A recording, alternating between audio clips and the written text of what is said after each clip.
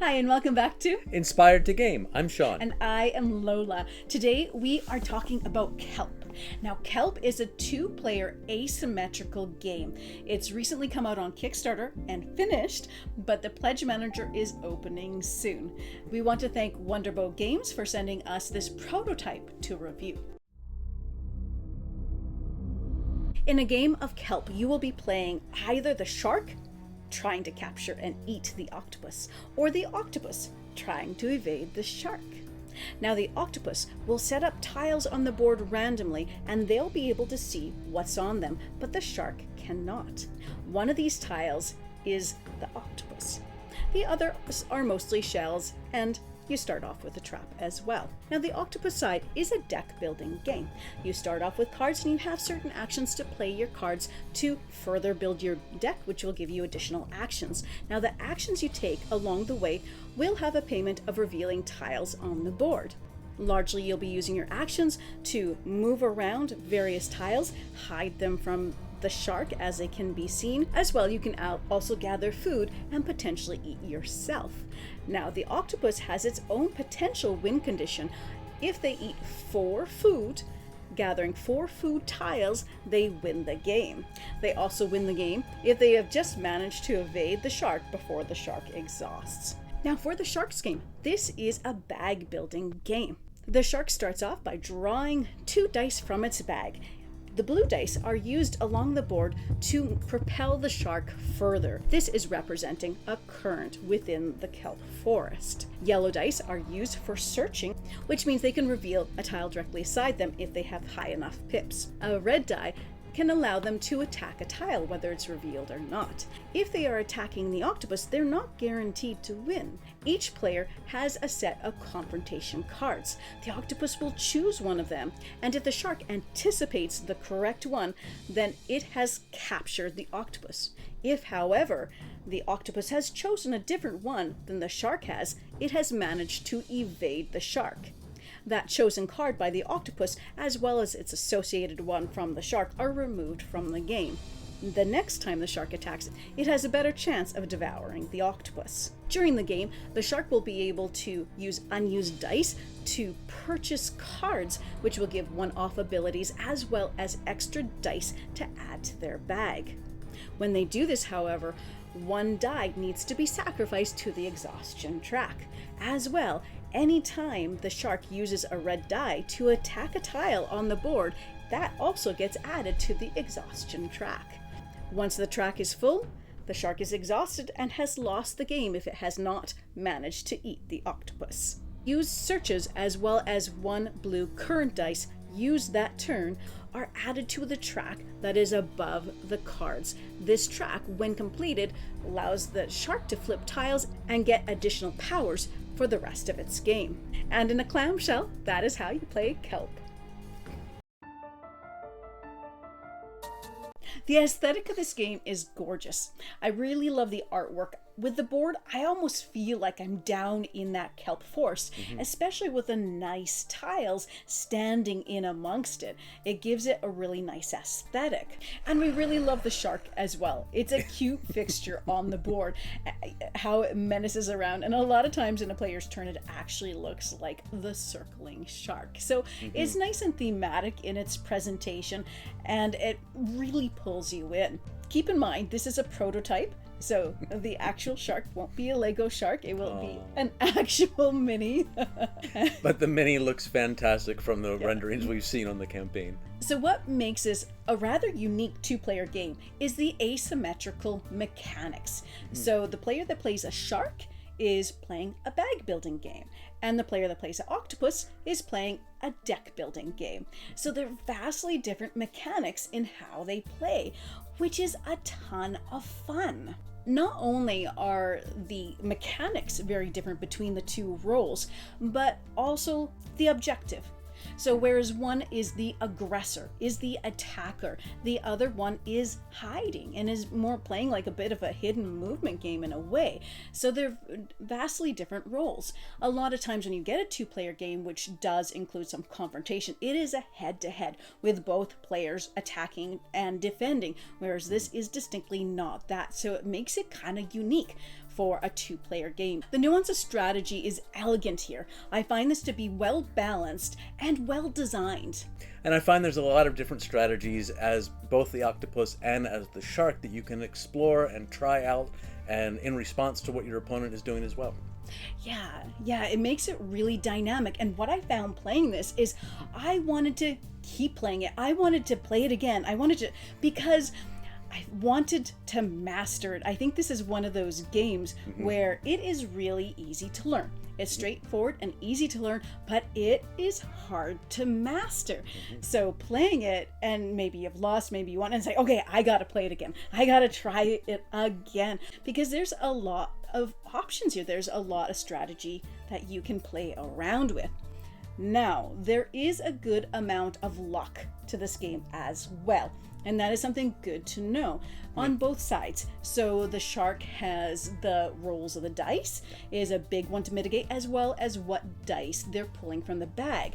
Now, as they progress their game, they build up in strength, both by the tiles that they get to uncover, which gives them extra roll abilities, and if you get to the end, you get even an extra dice, as well as the cards that you can get. So the cards add to your dice pool, as well as giving you a one-time use reward, which can be extremely powerful. But the balance here comes in that in order to get these cards that give you the extra dice, that give you these extra abilities, you have to progress the exhaustion track. So it's really a give and take. So you're getting more powerful, but you're also working towards getting that exhaustion point, which is your end point. You're too exhausted anymore to hunt and you have lost the game. Another thing that's important to note is with the shark side, there is a memory component in order to do well, because you're going to figure out soon enough, or at some point within the game, where the octopus is. Either because they're feeding, or because you've done a search and you found them, or there have just been enough tiles revealed that it's just down to a small possibility. So you have to remember where that shark is, and preferably also the traps, as things are hidden from you, as things are moved around, and as tiles are also shuffled. So that's an element that is important when playing the shark, is having the memory in order to follow where the octopus has moved around. It's like a big shell game. That's what it makes me think totally of. not intended. Yeah, it totally makes me think of that. So what's interesting here too with the octopus side? So the octopus, you can just play it where you're just moving around and trying to hide and bide your time while the shark slowly exhausts itself. But you don't have to play it that way. And I really like this element in the game too. You can play the octopus more aggressively too by using your eat cards and your eat tiles to capture food, because you get 4 of those tiles and there's only 4 to get, and you have instead won the game. Especially if you have a game where the shark is really biding their time, building up their power and taking time at it, you can put them in a bit of a state of panic by getting some of those food and increasing that. And each one gives you a one-time use power as well when you get it. But the difficulty here with that is each time you eat, you have to reveal yourself. So it's a great action to do if you're already revealed, or if you know the shark already knows where you are. But it makes it really challenging, because if they know exactly where you are, if you're not able to shuffle in a quick manner, then they can get you the very next round. But what I like then too, but yes, they have to have pulled a red die. They have to have a red die to pull. So yeah. Yes, but then you get the powers though that let you, like you might get a card that lets you specifically take whatever die you want, or a card that lets you put something specific aside and you put that red die aside. So using those cards can be really powerful. But not only that, the other thing as far as that goes, so even when they catch you, now you have a luck of the draw chance of actually getting the right card in the confrontation. So you get to that confrontation, and at the beginning you've got a 30% chance, well 33.3 rep 10 chance of pulling the right card. You're a geek. But after that, well, I just couldn't leave it at 30. It's not 30%. From there, so if you manage to live as the octopus through that first encounter, well, now it's a 50% chance. And that third time, they're going to get you for sure if they've been having really bad luck up to that point. So that gets into the luck of the game, because if you're a really lucky person that just happens to choose the right one, it's like winning a game of rock, paper, scissors at that point. And even sometimes when you get a shuffle and you've shuffled two, and then the shark guesses exactly where you are, that can sometimes really make a difference as to whether you're going to win or lose that game. Another thing I found is that traps for the shark aren't very detrimental. And I liked that, because if they were much more detrimental, it would give it much more of a take that feel. Now, obviously there is an element of take that here, but the traps are things like, oh, we'll remove one of their currents or two of their currents, put them back in their den, which might just put them back a little bit, but isn't necessarily going to be a big detriment to their game. So the traps are just minor inconveniences, but they can be quite useful for the octopus when they need it. And one thing we found is that each side is equally challenging to play. Do you find that? Yes, absolutely. Yeah, it is not easy to win. Whatever side you're in, it is a challenging game, and you can be playing it halfway, even 3/4 through the game, and not even really have any idea what way it's going to go. Yeah, and a lot of that comes down to, even though you're trying to play a specific strategy, there is still that luck element that can easily derail that strategy. Yeah. Either your luck or your opponent's luck. So getting into our final thoughts about this game. Things to know. So there is a good amount of strategy and agency to your choices in this game, and it's really dynamic and it's different on both sides, which is really fun. Now, if you like deck building, if you like bag building, there's a component for everybody there. Now, this is a fairly confrontational game, so that is important to know too. Somebody is hunting the other one down, and the asymmetric goals and mechanics really work well here. We found this to be a very fun and exciting game to play. Yeah, I agree completely. I love the asymmetrical mechanics, the asymmetrical everything that makes both sides completely different. It's almost like you're playing a completely different game that just happens to coincide with each other. I was actually thinking the same thing, is that's how I feel playing it. We're playing from one side to another. It's like you're playing a totally different game, which makes it refreshing. And sometimes I was in a phase that I wanted to play the octopus until I felt like I got really mastered that. Now I want to do the shark and say, oh, I want to do the shark again, because that was really satisfying and it's my favorite. So it's a really fun game. So if it sounds interesting to you, if everything that we talked about fits into the type of game that you like to play, check it out. So the Kickstarter is already completed, but it will be coming out to late pledges really soon, and I'll leave a link to that in the description down below. Thank you so much for watching today. If you like this video, support the channel by subscribing. And as always, happy gaming, folks. But then that gets into the octopus's luck, but that gets into the shark's luck.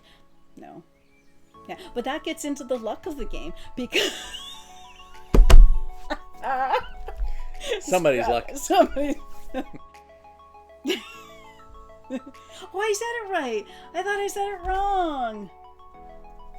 Yeah. Damn right. Which means they can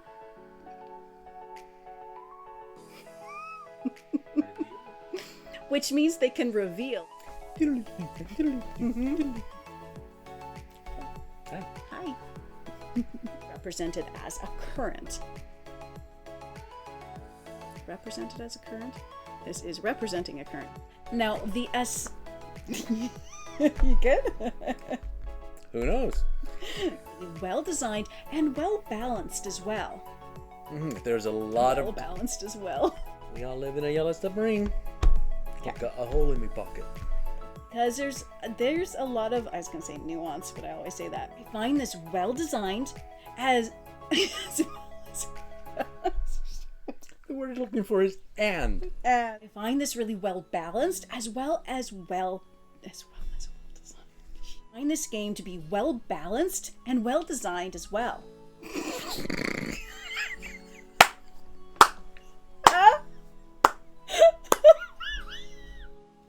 See, and when it comes, I have to say things. My mind doesn't want to say. I'm like, I'm talking. Oh my god. And that's a very good point, and that's why she wins and I don't, because I don't think of that. Yep. Tried to stop her. Hello. Hi. We'll leave a link to that in the comments down below. Or the description down below. Yes, I do that sometimes. Thank you.